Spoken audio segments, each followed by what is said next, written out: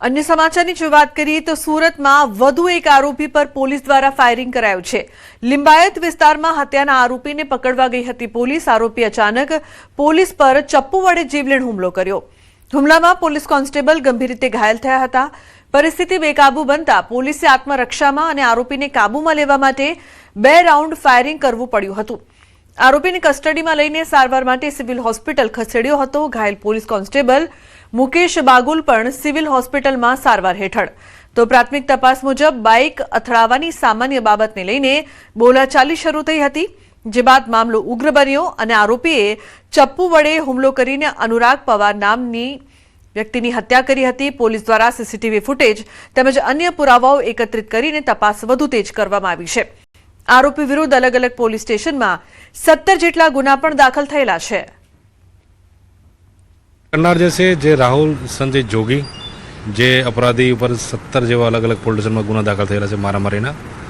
तो ए धरपकड़ थी भागतो हतो ते दरमियान अमारा लिंबायत पोलीस स्टेशन द्वारा अलग अलग टीमों बनाववामां आवी अने पकड़वा माटे तजवीज चाली रही थी। ए दरमियान अमने बातमी मळेल के आ जे आरोपी जे छे ए मीठी खाड़ी खाते रोकायेल छे टांकीनी बाजुमां, जेथी अमारी टीम एने पकड़वा माटे जता आरोपी द्वारा अमारी टीमना एक कोन्स्टेबल पर हुमलो करी दीधो, जेमां एने ईजा थयेली हती અને બીજા આગળ હુમલો કરવા જઈ રહ્યો તો એ દરમિયાન મેં મારા બચાવ અને અમારી ટીમના બચાવ માટે 100 બચાવમાં મેં ફાયરિંગ કરેલું, જેમાં મને એક રાઉન્ડ એને જમણા પગમાં લાગી ગયો છે।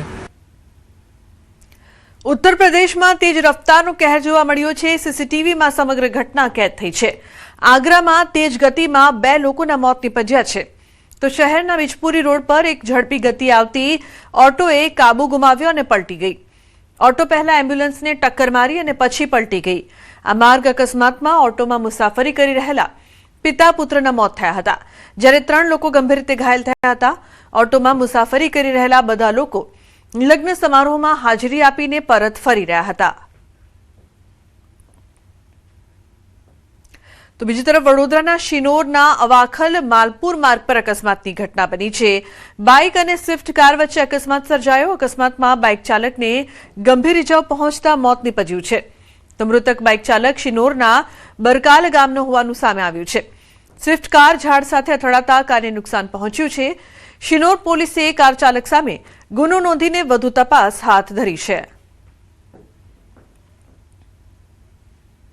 અમદાવાદનું સનાથલ થયું રક્ત રંજીત। ઠાકોરવાસ વિસ્તારમાં 32 વર્ષીય યુવકની છરીના ઘા ઝીકીને કરપીણ હત્યા કરવામાં આવી છે।